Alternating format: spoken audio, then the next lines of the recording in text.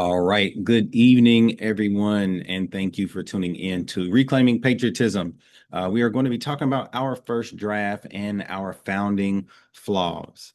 So, again, I thank you all for spending your evening and taking your time out to listen to this lecture. I want you to make sure that there's a couple of takeaways that are key for this lecture. Number one, this is not about blind allegiance to the United States. I love this country and I struggle to get to the point to be able to say that. But it is because of me seeing myself and me seeing my ancestors sacrifice and reclaiming the idea of who gets to call themselves a patriot and what that truly means in terms of the United States and our history. Number two, if we can collectively use what was put together for us at the founding of this country, yes, we know what was going on at the beginning of this country. No, things were not equal or anywhere close to equitable.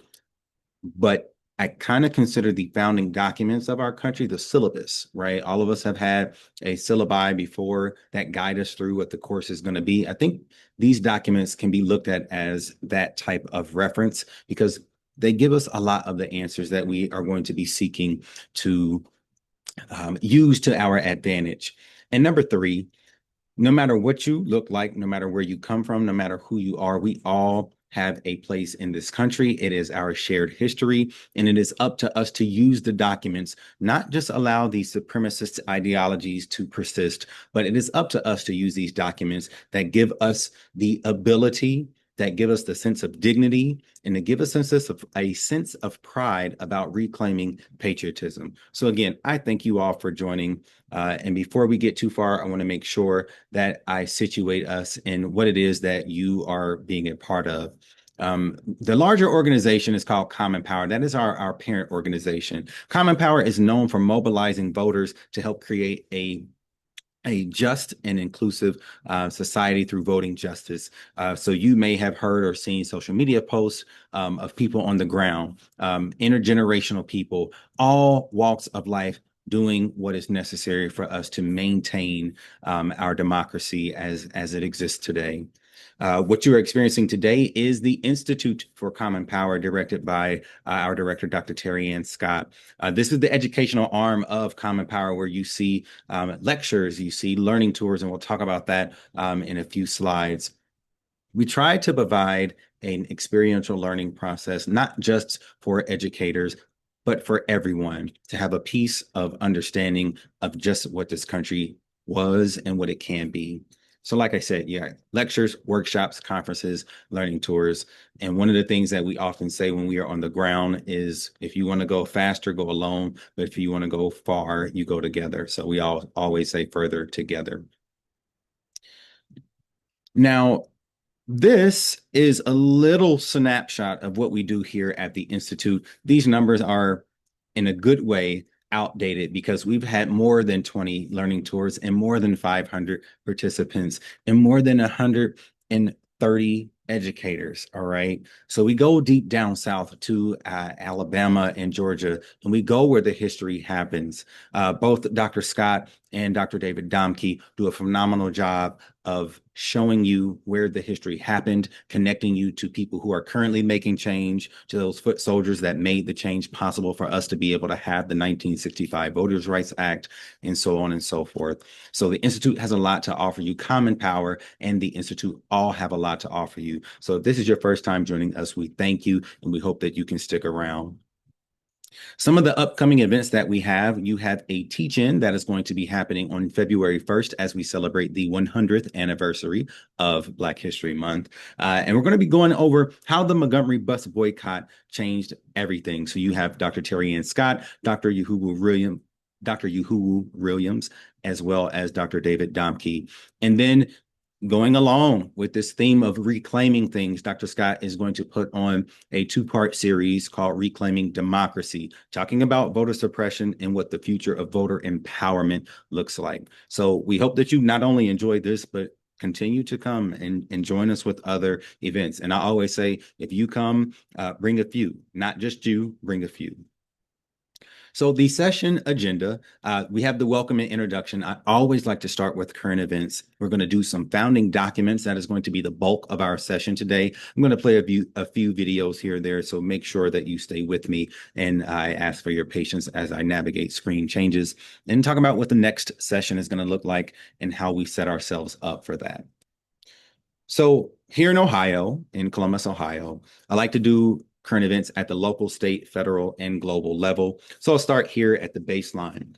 HB 486 is going to has passed in the state of Ohio and is headed to the Ohio Senate for consideration. Now, this bill is called the Charlie Kirk American Heritage Act. And essentially, it is aimed at influencing how we teach American history in our K through 12 schools here in Ohio. In the bill, the language says that the purpose, out of his own mouth, is the idea, and this is Representative Gary Click, who represents a very small portion of Ohio. The aim of the bill is to allow teachers and make it permissible to teach the positives of Christianity. Now, having taught eighth grade social studies for a few years and being very well versed in those standards, there is nothing that prohibits talking about any religion as we discover all of what we have come to be as the world. The underlying issue that I have with this bill is that in it, it specifically says that not understanding our history leads to violence, leads to ignorance, and it leads to hate. And just a few years ago, that same ideology about teaching the full story of American history was called woke. Now, what I will share with you is that understanding just how important this bill is, it is not for the same reasons that we have understood transparency to be. This seems to be a political ploy, and I've had conversations with this actual representative, and I'll share a little bit about that in the later series. President Trump has come out and is essentially whitewashing the civil rights movement, saying that the civil rights movement led to white people being treated very badly. I want us to hold on to that as we talk about some of our founding documents and who was being treated in what ways. We also see protests in Minneapolis as well as LA and around the globe. I won't say the world is on fire right now, but there are protests underway and people are exercising the rights that they have in this country. The killing of Renee Good, as well as protests of Iranians in LA because of what's happening over in Iran right now with their government. And then you have global protests in different pockets of our world. So we are not just in crises here in the United States, but it is oftentimes where when we are in crises, the world kind of responds. And last but not least, the Pentagon is using Grok's AI, which is sponsored by Elon Musk, as a part of our federal government. And we could talk all day about what that means and the implications of such, but I just felt like that was fair for us to share. So again, I will ground us in current events and try to make some connections along the way with what it is that we are going to be talking about. So with that being said, I want us to really take a deep dive and think about, what does patriotism mean to you? So I truly want you to take a second, right? It can be, there are no right or wrong answers in this scenario. What I'm curious of is, what does the word patriotism mean to you? What do you think about? What do you feel when you hear that word? So take a few seconds to think about that.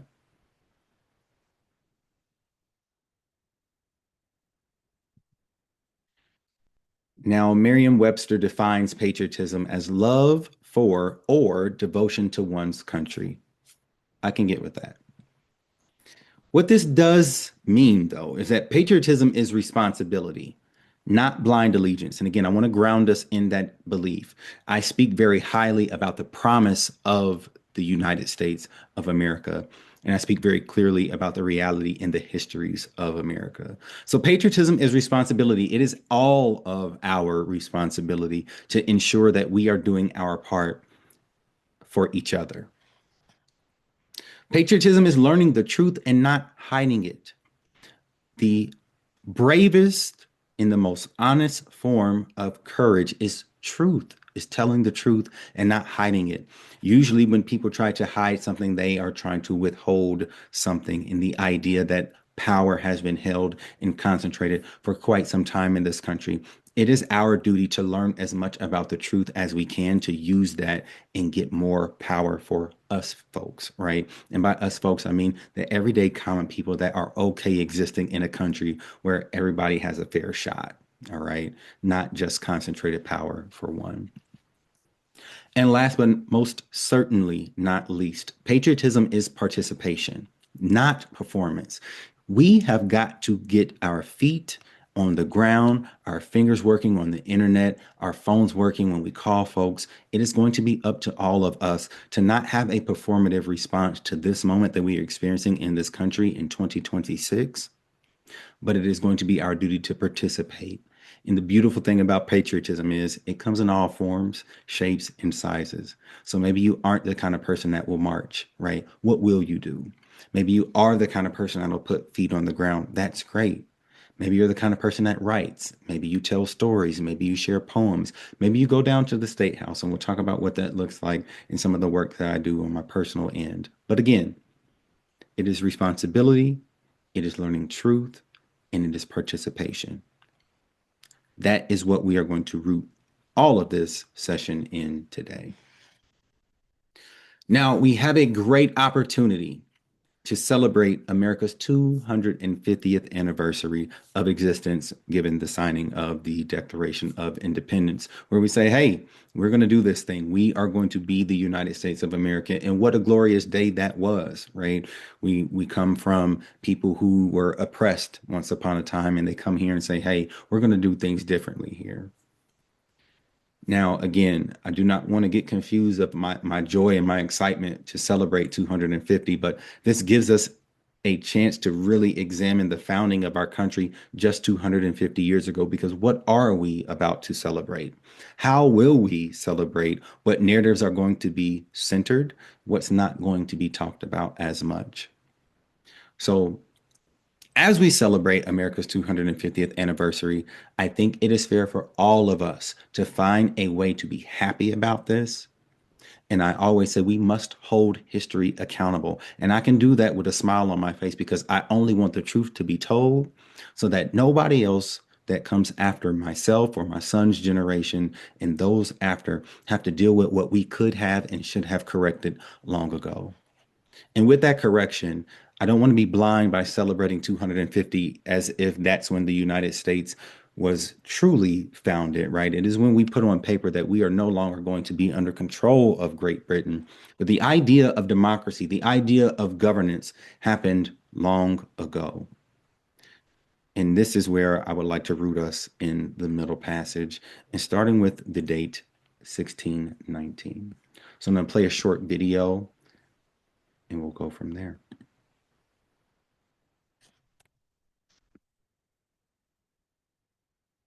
The thing that distinguishes slavery in Africa from Atlantic slavery is race. Europeans set in motion a system of slavery that was predicated on the idea that certain people were marked as enslavable. We've learned a great deal about the Middle Passage in the last 40 years or so. The volume of the trade involved the removal of about 12.5 million people from the African continent. The Middle Passage was the middle leg of a voyage that starts in Europe. The first passage is from Europe to Africa. The Middle Passage is the journey from Africa to America. And then the third passage is the journey back from America to Europe. A Middle Passage could take anywhere from 2 to 3 months. Men and women were separated. Men typically were held in the lower belly of the ship. The roof, if you would, was quite low, probably about 4 feet high. So people couldn't stand. African men were shackled together and they were packed so closely together in a spoon-like position. And they would stay like that for pretty much the entire journey. You're talking about hundreds of people. You're at 120 degrees. It smells terrible.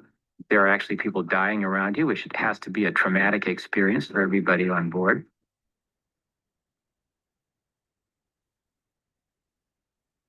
10% of voyages, we know there was some attempt to rise up, to kill the crew, to try to turn the boat around, to change their destinies.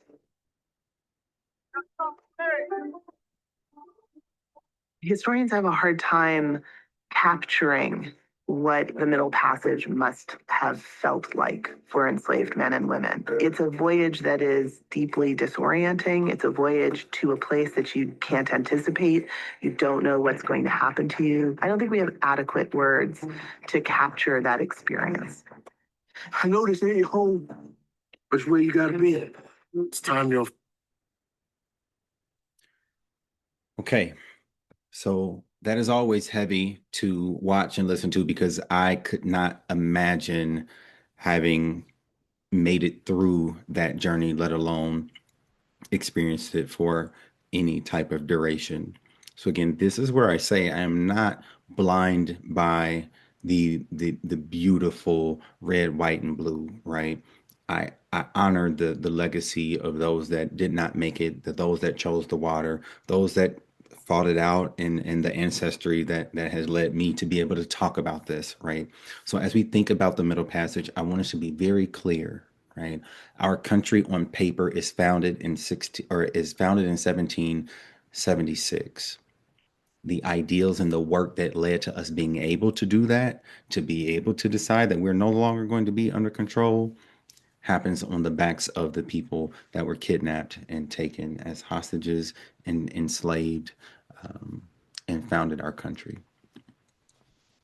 So I want to talk about the pre-United States, right? We talk about the Middle Passage, and I want to really, really, really emphasize the year 1619. Okay. Now, Nicole Hannah-Jones has a beautiful project. She's done a vision conversation with the Institute for Common Power. So check that out on our YouTube page. It's well worth it. Now, I used her book as a part of a textbook series. I also used the book stamped here, right here, as my textbook. And very briefly, the White Lion was a slave ship that had enslaved Africans on it and arrives at Point Comfort. Okay. Of all names, Point Comfort is what the name was where they landed in Virginia. All right. And just 45 minutes up the road was Jamestown. Okay. I don't think these things are separate. The House of Burgesses. Okay. Not a lot of people talk about this, but this is established as the first democratically elected legislative body in the colonies. Again, this is 1619. This idea of democracy is very unique. It is very new. You have local people getting together and deciding to say, you know what? Let's try a system or a form of government that might work with us representing ourselves and the people that we have. Now, let's not be blind again. Land owning white men are going to be the focus of this right here, because those are the people that are going to set the foundation for what this idea of democracy was supposed to be and what it meant back then. So again, we have the 1619 House of Burgesses at the same time that we have enslaved Africans arriving on the shores of the New World at the time. Again, Virginia is going to be instrumental in the development of our country because obviously we have lots of presidents that have come from Virginia. Ohio is number two. So not only did we have great leadership coming out of Virginia for the purposes of the foundation of our country, but we also need to recognize that this is not happening in a vacuum, right? All of these things are happening at the same time. Women don't have rights. Native people are being displaced at rates that we will never truly be able to know because enough of them aren't here to be able to tell that story. So again, we are a land that is made up of all types of different people, under the premise and the idea that this is going to get us to democracy. But again, this is reclaiming patriotism. We are talking about the flaws in the founding. This is one of the founding documents. It is the Articles of Association. This is actually captured from the Library of Congress. And essentially, this is going to be the first act of patriotism, right? We're going to fast forward from 1619 to this early, this American Revolutionary time period where people are trying to decide: are we going to be loyal to the crown, or are we really going to do this thing called democracy? Are we going to do this thing called individuality as a nation rather than continue to be controlled by King George? So this is not yet calling for full independence, right? This is a scary thing. The United States is not something that is formed yet. You have different colonies that exist that have different ways of life. You have certain people willing to go as far as saying, we're done with the king. And then you have loyalists that are like, hey, wait a second, right? Let's take our time. So because this is not going to be as unifying as what the later documents are, this is the first test, right? This is the first test of what are we going to do? We're going to coordinate, okay? We're going to coordinate and protest and find ways to start to pull back and resist Great Britain's rule. Now, we benefit from that today as a country, but think about the courage that that must have taken when there's really nothing here that is fully established the way that it was in Great Britain. So again, these are the Articles of Association. Now, I want to talk about Thomas Paine for a second. He is a founding father and most known for his pamphlet called Common Sense that came out during the American Revolution. And that document, right, that pamphlet was to boost the morale. Okay. It was to boost the morale of the people who were fighting. Okay. And again, as we talk about the fighting that happened during the American Revolutionary War, let us not forget we have natives, okay, indigenous people that are fighting on both sides because they're being guaranteed if we win, we're going to help you get your freedom. And other sides are saying the exact same thing. So not only do we have these Europeans going against each other for the founding of this country, we have different native groups that are going to be battling each other for the idea of freedom. And not to mention, there were African and enslaved African Americans who are also going to be a part of the story of the American Revolution. We talk about banning the word diversity, and we're moving towards a way where we don't talk about diversity, but it's at the founding of our country. So, common sense, okay? It is going to appeal to the capacities of all people to evaluate the case for independence. Now, we know who this was directed at. We know who the majority of the people and what their makeup was in terms of those soldiers that fought in the American Revolutionary War. And I'm not talking about that. What did the document say? In a gist, it is going to appeal. It is going to appeal to the common capacities of everybody to fight for independence. He's making the case, don't you think that we would be better off if we were able to control our own destiny? Don't you think that if we get rid of this monarchy rule that is not having our best interests, but instead is oppressing our individual rights? Because in Ohio standards, okay, and I would imagine this is somewhat similar throughout different states, it clearly outlines that Europeans came to the New World, okay, to this continent, seeking religious and economic freedom. The idea of freedom, the idea of liberty is inspired by those European philosophers like John Locke and Montesquieu. So again, this is not blind, but I want to use this pamphlet to our advantage because what's the common cause for us today? It should be those same things: independence and freedom, adhering to what is outlined in later documents that we are going to talk about. Again, common sense.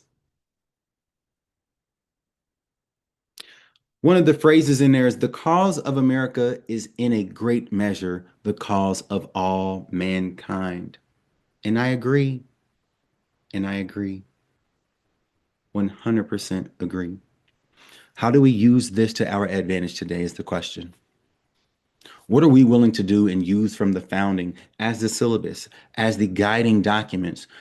Because remember, it wasn't about political parties as much back then. Sure, there were different factions that were forming. But think about this. This was the idea that led us up to freedom, declaring independence, to have a say so in this country. I dare us to use this to our advantage today, because you can't argue against the founding of the country unless you choose to make it about all of the things that were happening at the time. And again, we can be honest about that. We don't have to be blind to that. But I'm choosing to use this kind of stuff to my advantage because it puts people who aren't historically literate on their heels. Because sure, were they fighting to maintain certain things? Absolutely.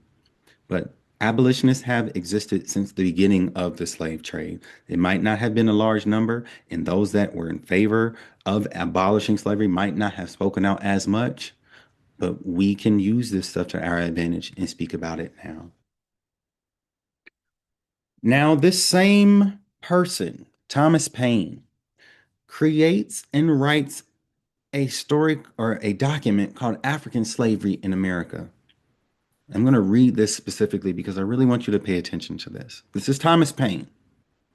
He says, "To go to nations with whom there is no war, Africa, who have no way provoked without further design of conquest, purely to catch inoffensive people like wild beasts for slaves, is an height of outrage against humanity and justice that seems left by heathen nations to be practiced by pretended Christians."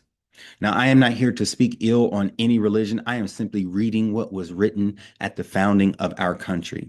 Thomas Paine is speaking like a true abolitionist, saying that, hey, how can we go to a country that we are not at war with, be unprovoked, and do these things to inoffensive people and treat them like wild beasts? Again, this is in 1775. So the idea of the brutality of white supremacy and slavery and enslavement is not new. It is not new. But the beautiful thing about history is that a lot of it is documented for us to revisit. But we have to be the ones that do that and be intentional about it. He goes on to say, how shameful are the attempts to color and excuse it, it meaning the slave trade, as these people are not convicted of forfeiting freedom. They have still a natural and perfect right to it, and governments, whenever they come, should in justice set them free. This is 1775, folks, and punish those who hold them in slavery. Again, we will talk about this in session 2, but think about what might have happened if that punishment that Thomas Paine is speaking about in 1775 had been something that was explored for years and years and years, punishing people who did this type of thing. And the beauty about this, he does not sign this document as Thomas Paine. He signs this document in the name of justice and liberty. Again, people, it is right at our fingertips. The founding gives us a lot to work with. And as we turn 250 years old as a nation, it is worth us reassessing what was going on at the founding. Remember the ladies, Abigail Adams writes a letter to her husband. Okay. Abigail Adams is very interestingly situated in history, as she was the first second lady and then the second first lady, because obviously John Adams was the first vice president, and then after George Washington's terms becomes the president of the United States. But the Adams family, right, not the one we were all thinking about, but the Adams family as it relates to Abigail Adams and her husband, they did not believe in slavery. John Adams did not own any slaves. However, as the quest for democracy, as the quest for this independence is being sought after, she writes to her husband and she says, I have sometimes been ready to think that the passion for liberty cannot be equally strong in the breast of those who have been accustomed to deprive their fellow creatures of theirs.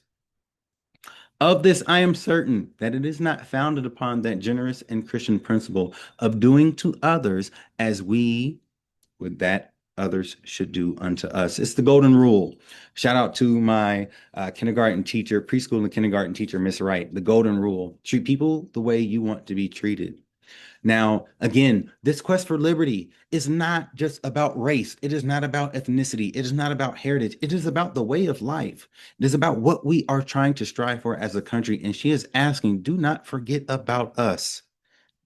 Those women in the revolutionary time period, some fought in the war, and some are the backbone, and majority are going to be the backbone that gives us this freedom. But yet, women do not get the right to vote and fully participate in our country. You could argue that has it been a full participation as much as it is to those who it applied to at the founding?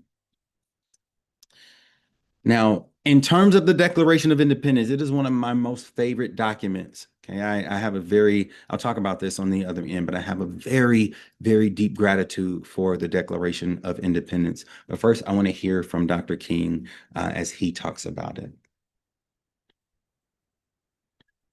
We've come here today to dramatize the shameful condition. In a sense, we've come to our nation's capital to cash a check. When the architects of our republic wrote the magnificent words of the Constitution and the Declaration of Independence, they were signing a promissory note to which every American was to fulfill. This note was a promise that all men, yes, black men as well as white men, would be guaranteed the unalienable rights of life, liberty, and the pursuit of happiness. It is obvious today that America has defaulted on this promissory note insofar as her citizens of law are concerned. Instead of honoring this sacred obligation, America has given the Negro people a bad check, a check which has come back marked insufficient funds.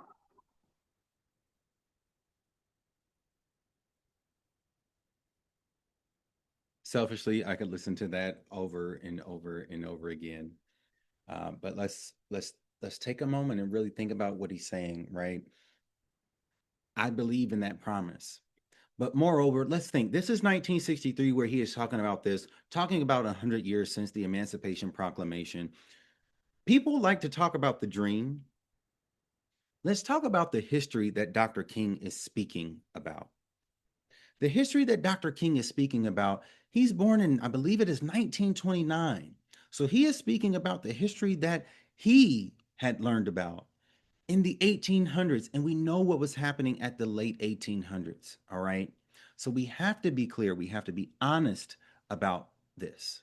We have to be clear about this. His dream was predicated on all of the things that had happened, not just 63 years after his dream that we are dealing with, but all that had happened that he was aware of, right? That's where historical literacy and historical consciousness comes into play.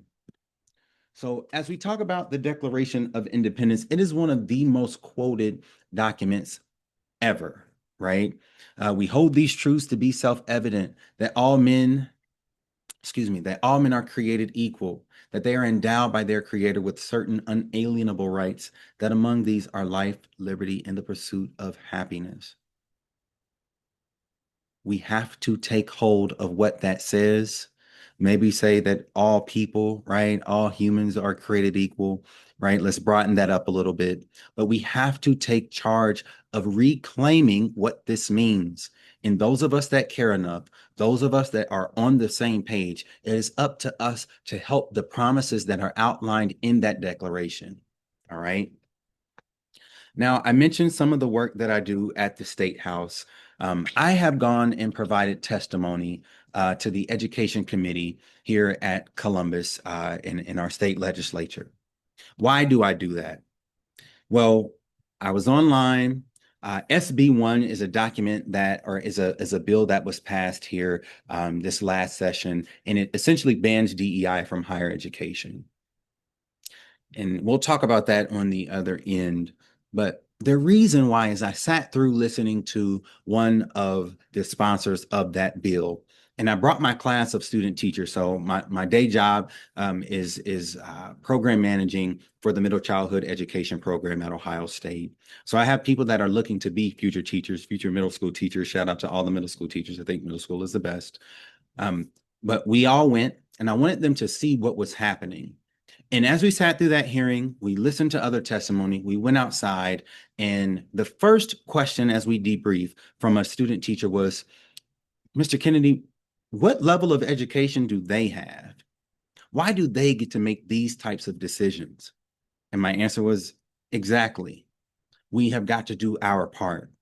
So what led me down to the State House this time around was HRC 22. It was a resolution that all students, I believe it was 1 through 12 or K through 12 in the state of Ohio, should do something, should read the Declaration of Independence or have something to do with it. And I agree with that because I love this document.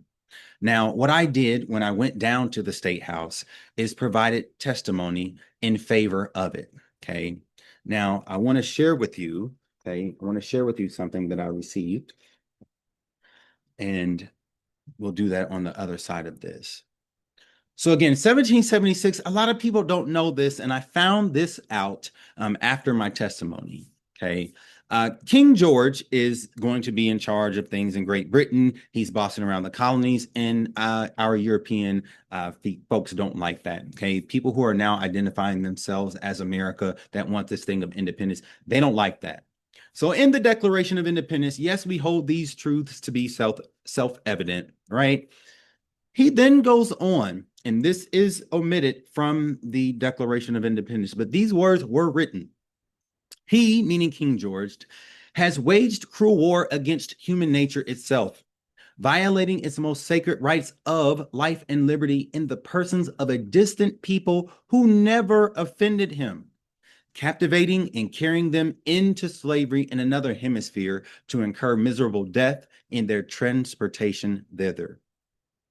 I read this on the State House floor in the Education Committee, and the room is silent. After I finished my testimony, I received this note, handwritten note from a lawmaker, okay, Representative Ritter. And it reads, "That was outstanding." And he underlines it in an exclamation mark. "I was in the back of the room. Thank you for challenging us to understand the entire history." Now, I cannot lie. I was very caught off guard. I judged him prior to receiving this because I couldn't understand, what are you about to give me, right? I'm sitting here talking about slavery and people did not know. A lot of the comments that I got online, I didn't know that that existed. In the words of Dr. Scott, we do not knowledge shame, right? Embrace what you don't know. And then once you know something, use it to your advantage. So again, spoken like a true abolitionist, Thomas Jefferson wrote these words in the Declaration of Independence. But what good would America be if we denounce slavery at the foundation of our country when our economy and everything else is predicated on the backs of enslaved labor? So again, not being blinded by the beauty of the hope that these documents provide us, but holding it accountable and reclaiming what the meaning of these things were then for how we can apply it today. Now, I mentioned SB 1, that is going to be a bill that has now eliminated a lot of the DEI, diversity, equity, and inclusion. I've kind of changed those letters. Diversity is just a variety, all right? Equity means fairness, and inclusion, I kind of use accessibility, people having access, right? Fair access to these things.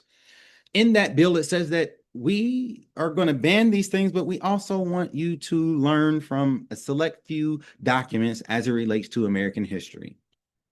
We have the Articles of Confederation from 1777 to 81, and I put one of these over it. Why? Well, because the Articles of Confederation were no good. Okay, they didn't get us where we needed to be. I often used to tell my students, right, the Articles of Confederation were trash. They took the documents and they threw it in the trash, right? But it's good to know that that precedes our Constitution. Then you have Federalist Papers that come out, okay? Federalist Paper 10 and 51 are going to be the ones I focus on because in SB 1 here in the state of Ohio, it mandates that students are literate in the Declaration of Independence, the Constitution, the Bill of Rights, a select few of Federalist Papers like these, the Emancipation Proclamation, the Gettysburg Address, and the letter from a Birmingham jail. If we indeed are going to ban diversity, equity, and inclusion, it might be worth reading what Dr. King was talking about. And it begs the question, why was he writing a letter from a jail in Birmingham, Alabama in the first place, right? But essentially, okay, again, racism makes no sense. Racism often tells on itself, and it does not help us function as a country. I digress. What do these Federalist Papers do, though? One of them is going to argue against the dangers of factions in the Republic. The other is going to advocate for checks and balances in the government. I believe that these documents, the founding documents, although they are flawed in the beginning, because our beginning is flawed, we are a nation that was founded upon an extreme amount of violence, inequity, discomfort, you name it. But somehow the genius of these founders, right? They left these documents to us. The beautiful thing is they wrote it down. Okay.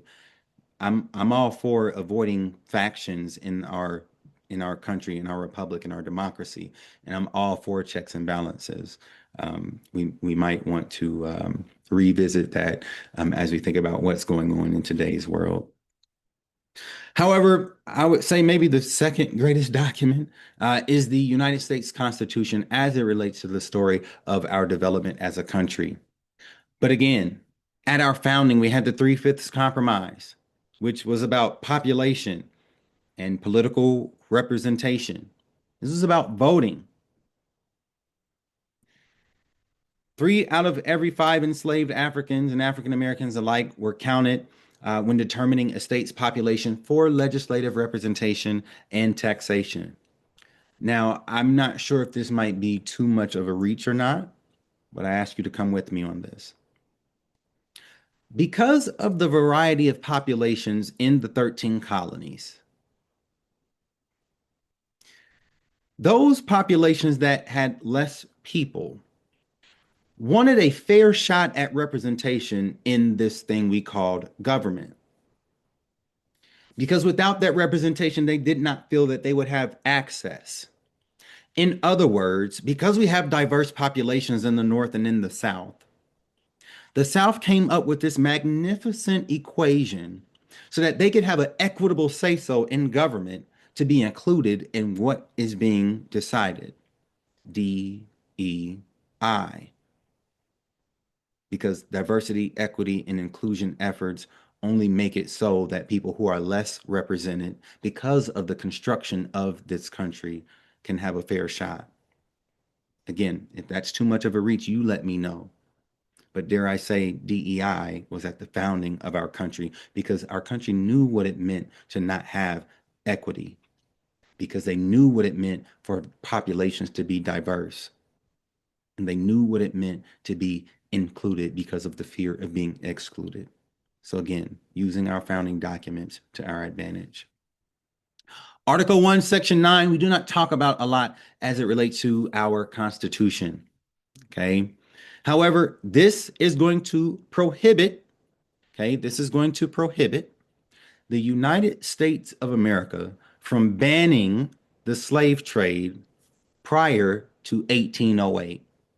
So enshrined in our Constitution, the framers say, hey, we're going to give this thing called the slave trade a little bit more time before we decide to outright ban it.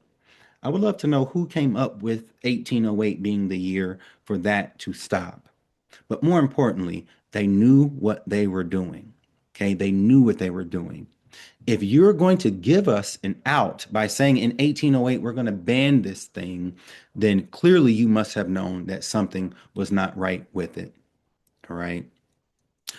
So I want to move on to some of the lesser known founding documents. And this is going to be Benjamin Banneker's letter to Thomas Jefferson. Okay. It is going to remind Thomas Jefferson of the existing contradictions between all men being created equal and the continuation of the slave trade or enslavement of African Americans. Again, this is in 1791, so we have not crossed over to 1808 yet. Yes, we have become the United States of America. Yes, we have a presidency. Yes, we are functioning under the existing tools of democracy at its time. However, you have Black people and African Americans, Africans alike, that are not going to have a seat at the table for the foreseeable future. However, Benjamin Banneker was an intellect. Okay, he was a genius. He wrote books. He argued that African Americans have the same intellect and potential as and moral worth as those who were white. And I love this quote, okay? We are all of the same family. Put your soul in the souls of others, okay? Calling out the contradiction at the founding of this country. So not only does he send that letter, okay, this is a copy of it again, Library of Congress, because the resources exist. He sends his almanac, okay? He sends his almanac. Pretty impressive, right? Thomas Jefferson is, I struggle with him, okay? In the book Stamped, there's a chapter on him called The Great Contradictor, right? You have this person that is speaking about liberties. He talks about banning he talks about the laying the blame of slavery at the feet of King George, right? But then again, we know his history. So I want to take a second and listen to this as it relates to Benjamin Banneker. Letter to Thomas Jefferson, August 19th, 1791. Sir, I freely and cheerfully acknowledge that I am of the African race, and in that color which is natural to them, of the deepest dye. And it is under a sense of the most profound gratitude to the supreme ruler of the universe that I now confess to you that I'm not under the state of tyrannical thraldom and human captivity to which many of my brethren are doomed, but that I have abundantly tasted of the fruition of these blessings which proceed from that free and unequaled liberty which you are favored and which I hope you will willingly allow. You have mercifully received from the immediate hand of that being from whom proceedeth every good and perfect gift. Sir,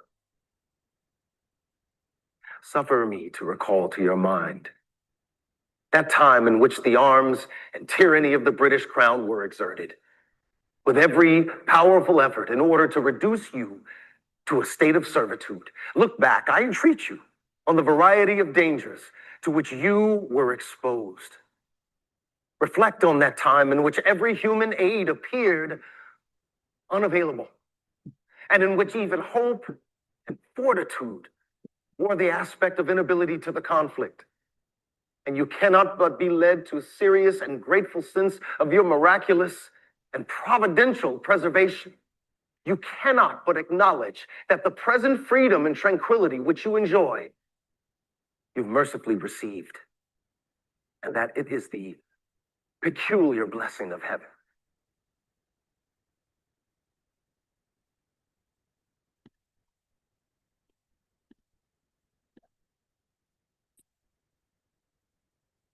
Benjamin Banneker, how gutsy do you truly have to be, right?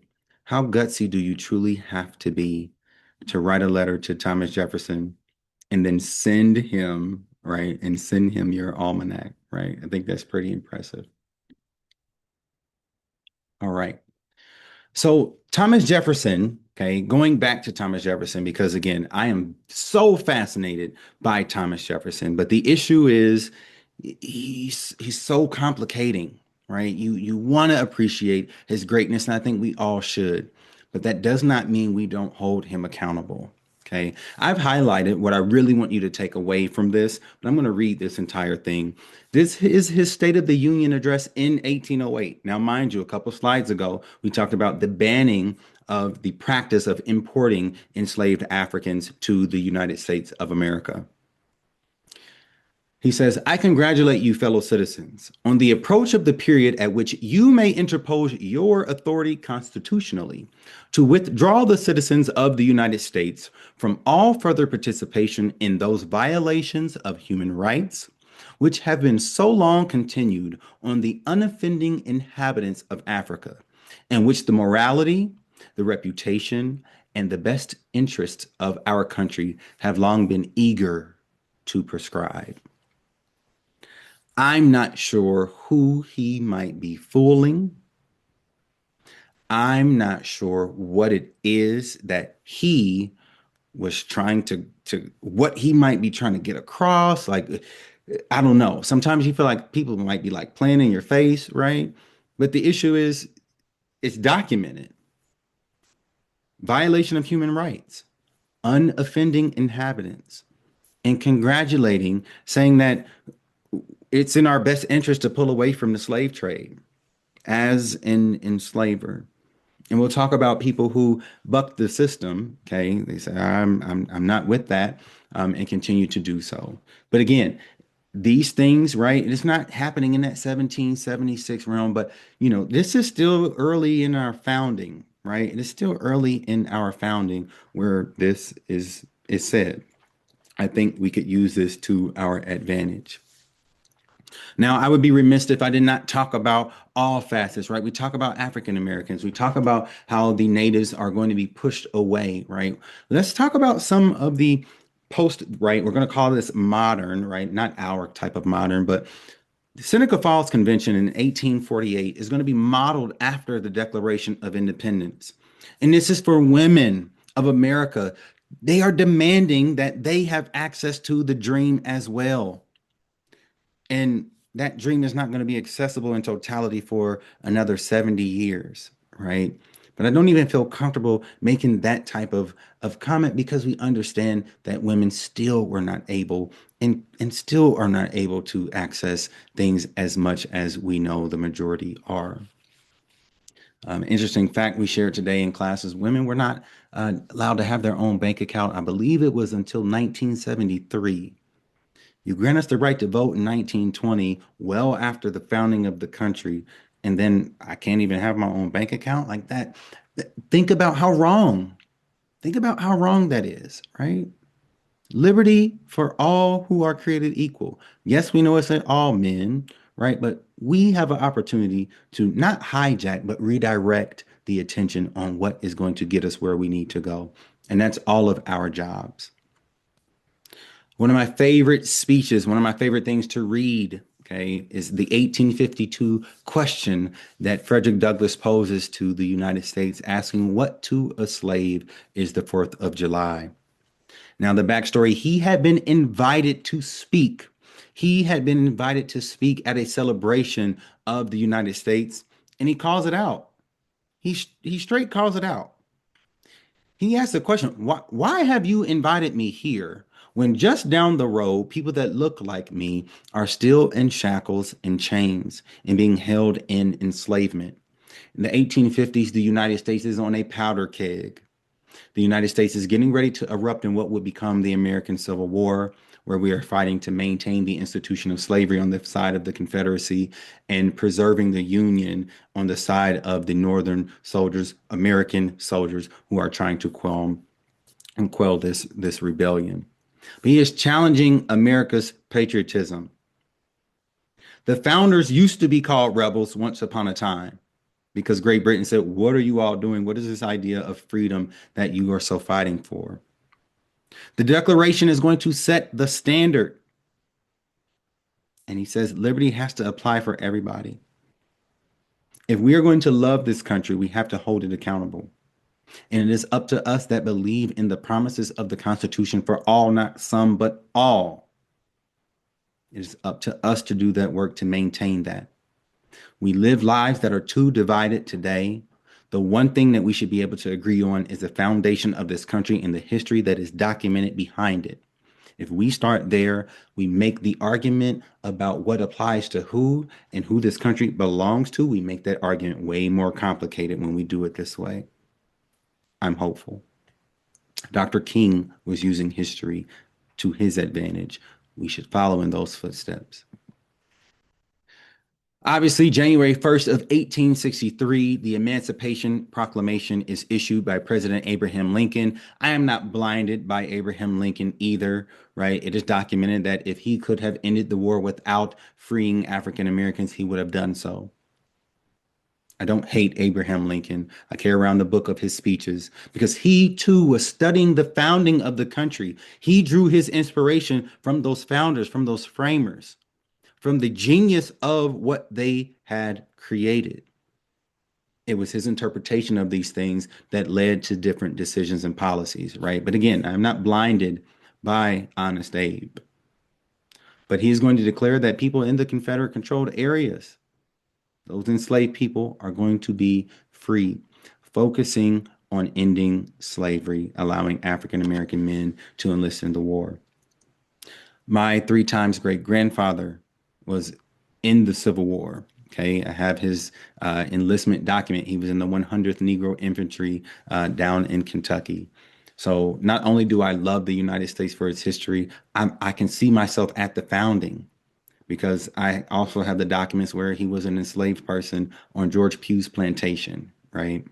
I am proud that he was able to defend his country. And although that country might not have been fighting for him, I get to be alive and tell the story, right? That's the beauty of our history. This is not that long ago.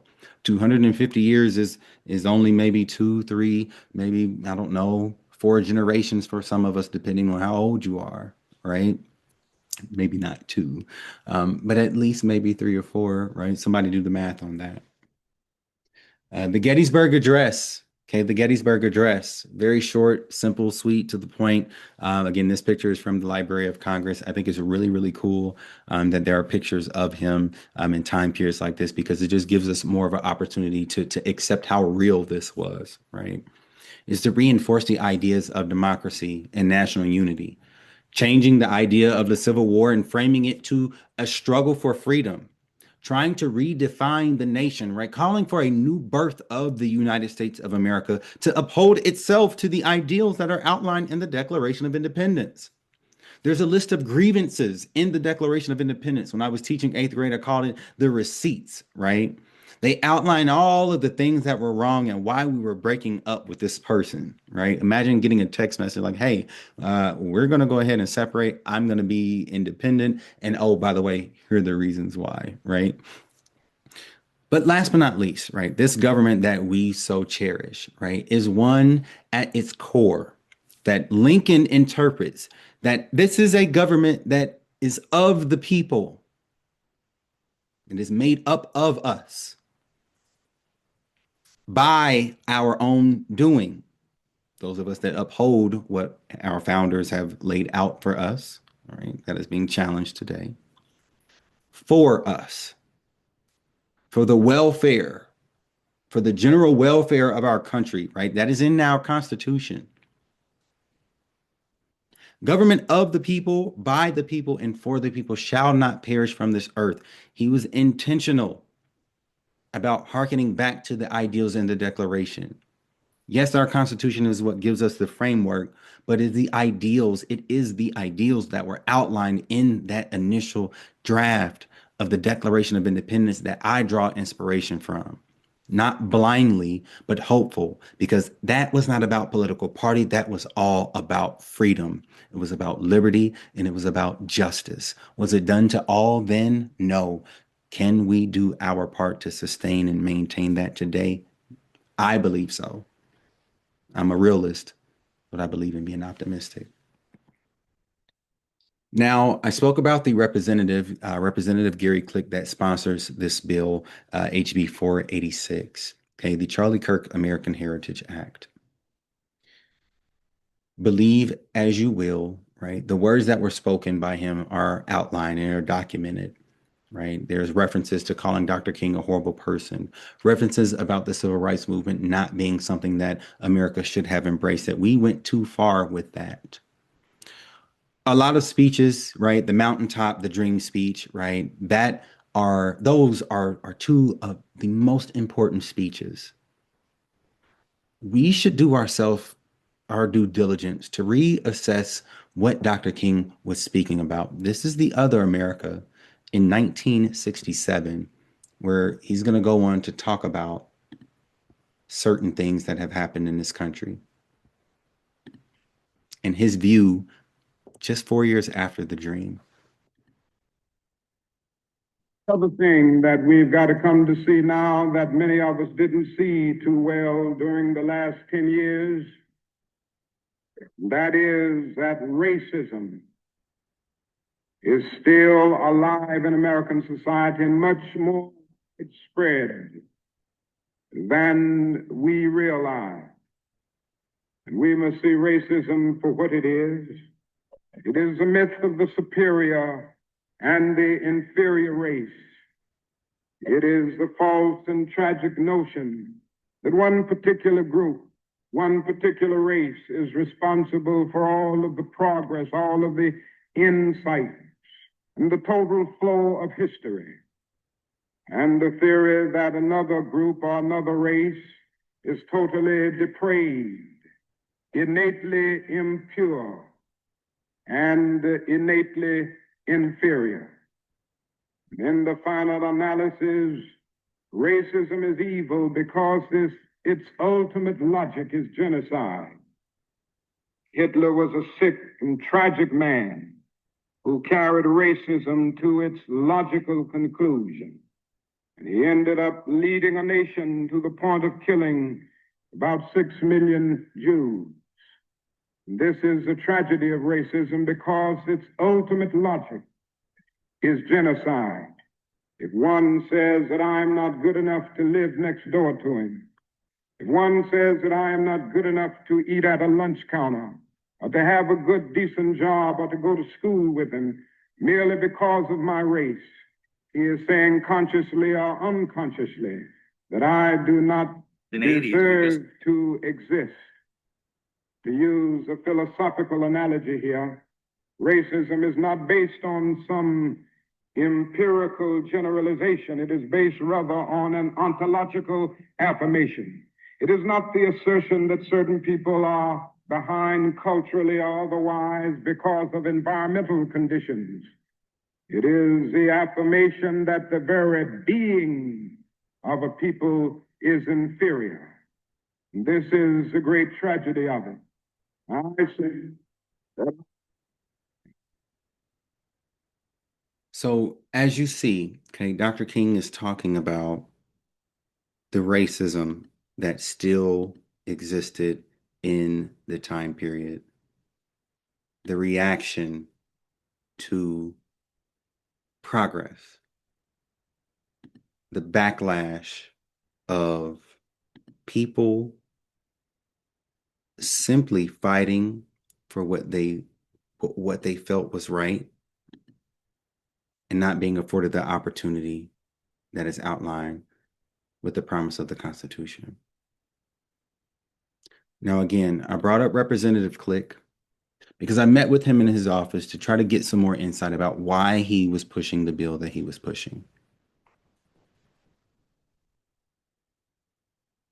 And unfortunately, as we're having this conversation, he pulls out an NAACP card, tosses it across the table, and is trying to convince me of I'm not sure what, right? It didn't feel great.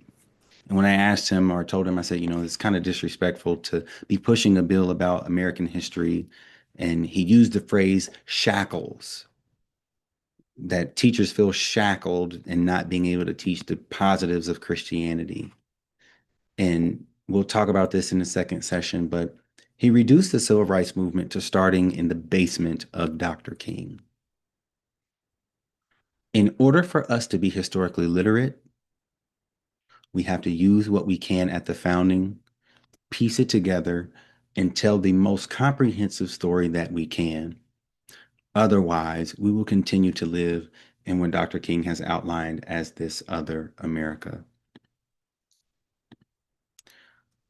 It is my hope that you feel inspired, okay? It is my hope that you feel inspired as we examine today, as we celebrate this 250 years, what that founding really meant then and how we can use it today, right? The title of the session is Reclaiming Patriotism with Liberty and Justice for All. The only way we can truly do that is if we take what we were given at the founding and use it to our advantage.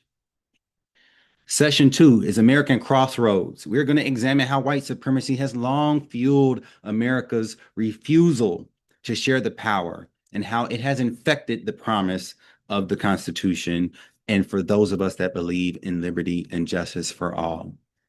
I hope that you join me. I hope that you continue to stay in the fight. I hope that if there are any questions, comments, or concerns that you all have for me, reach out and share. You can reach out to me at my email, kennedy.1006@OSU, my institute email, Ivory at the Institute, or Ivory at Institute for Common Power. Check out our website. Check out our new merchandise.